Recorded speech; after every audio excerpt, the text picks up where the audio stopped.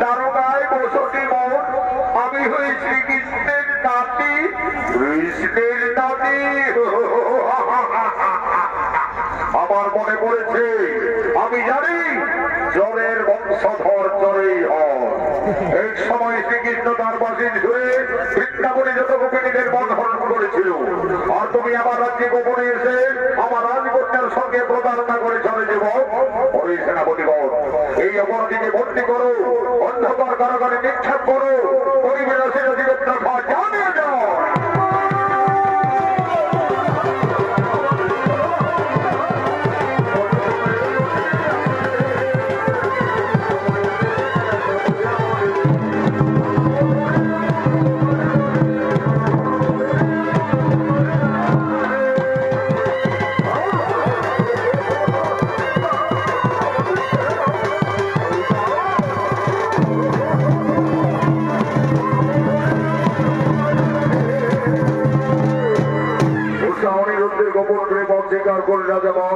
অনিরুদ্ধকে দোষী সাব্যস্ত করে অন্ধকার কারাগারে বন্দী করে রাখলে।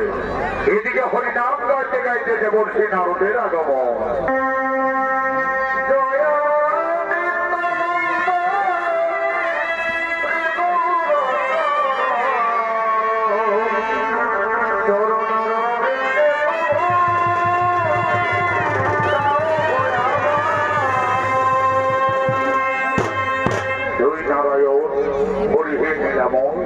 তোমার নীলা বুঝা বড় তাই প্রভু, তোমার নীলা বুঝা বড় তাই। উষা অনিরুদ্ধের গোপন প্রেম অস্বীকার করে রাজাবান অনিরুদ্ধকে দোষী সাব্যস্ত করে অন্ধকার কারাগারে বন্দী করে রেখেছে। এই সংবাদ যদি স্বর্গলোকে কামদেব কিংবা শ্রীকৃষ্ণ জানতে পারে, তাহলে হইতে মান রাজার সঙ্গে তাদের বিরাট রকম যুদ্ধ হবেই হবে। আমার না যুদ্ধ দেখলে নর্নেতে নিদ্রায় আসেনি প্রভু, তাই তো সকলে আমাকে দেব ঋষি নারদ বলেই জানে। আমার এর কথা তার কাজ, তার কোথায় এর কাজ। যাই যাই, অনিরুদ্ধের সংবাদে আমি ভগবান শ্রীকৃষ্ণের কাছে পৌঁছে দিই। সংবাদ পাওয়ার সঙ্গে সঙ্গে কৃষ্ণ ঠাকুর ও কৃষ্ণ চলে উঠবেন। পাপ রাজার সঙ্গে তাদের বিরাট রকম যুদ্ধ হবেই হবে। এদিকে শিবের ভক্তবান, ওদিকে স্বয়ং ভগবান।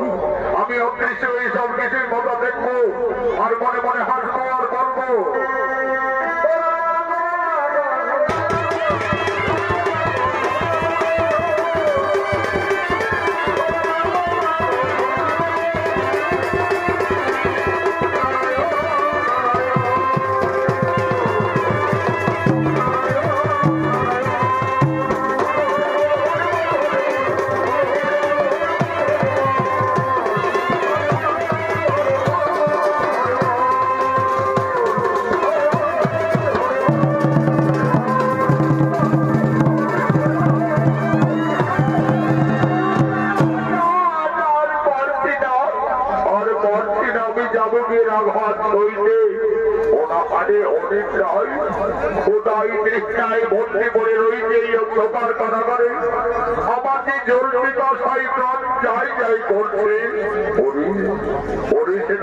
ভাইরা, তোমরা দয়া করে আমায় একটু জল দেবে, আমায় একটু জল দাও না। মৃত্যুর আগে আমি একটু জল পান করি। জল খাবি ওরে লক্ষণ দিব, কিন্তু মহারাজের আমি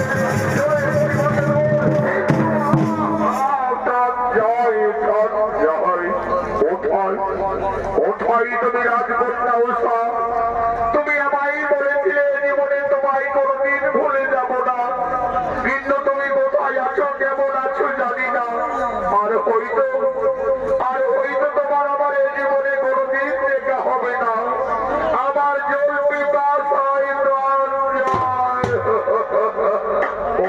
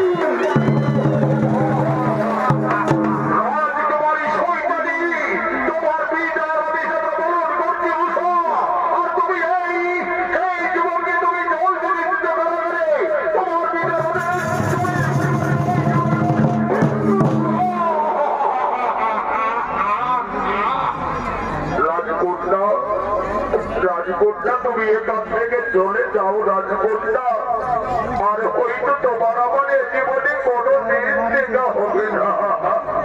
তোমার জীবনে মরণে সনে স্বপ্নে আমি জানি আপন ভেবেছিলাম, সমাজ আমার শেষ হয়ে গেল বন্ধু, সমাজ আমার শেষ হয়ে গেল। যাবার আগে শুধু এইটুকু তুমি বলে যাও, তুমি আমায় ভালোবাসবে তো? তোমার এই জন্মে যদি তোমায় না পাই, পর জন্মে আমি শুধু তোমার অপেক্ষায় থাকবো বন্ধু, শুধু তোমার অপেক্ষায় থাকবো।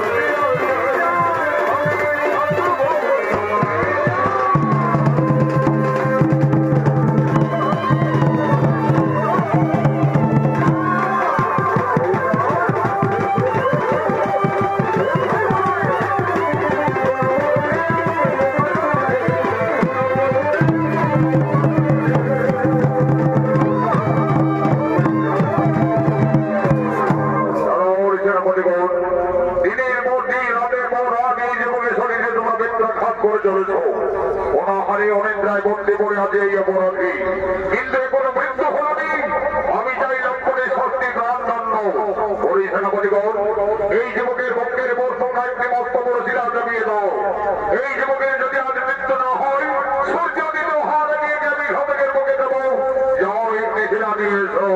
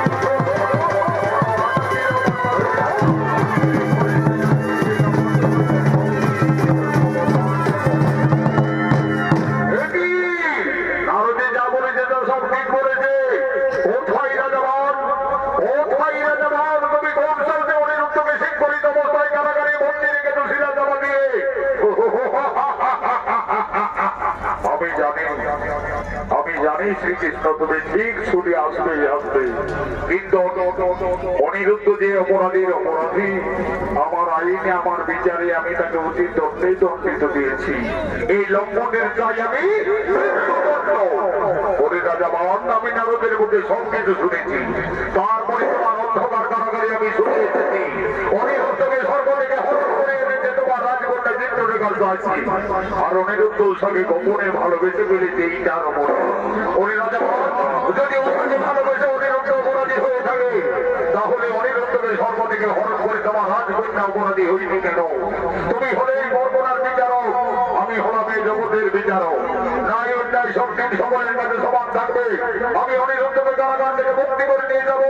দেখি তোমার বাহুতে কোনো শক্তি আছে ধারণ করো না।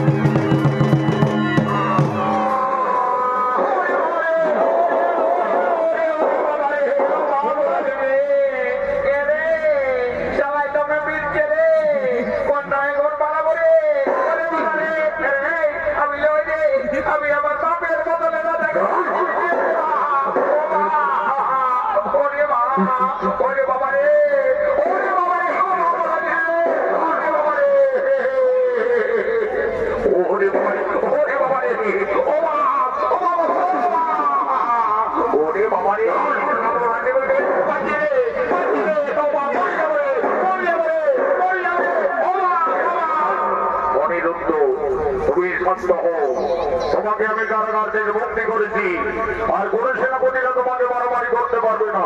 ওই অহংকারী রাজা বাহন, আমি পূর্বে প্রতিজ্ঞা করেছিলাম জীবনে কোনদিন যত বংশের বিনাশ ঘটাবো না। এই জন্য তোর বাহুগুলি সজনে সকলকে রেডি নাও। কারাগার থেকে আজ আমি অনিরুদ্ধকে মুক্তি করলাম। মনে পড়েছে।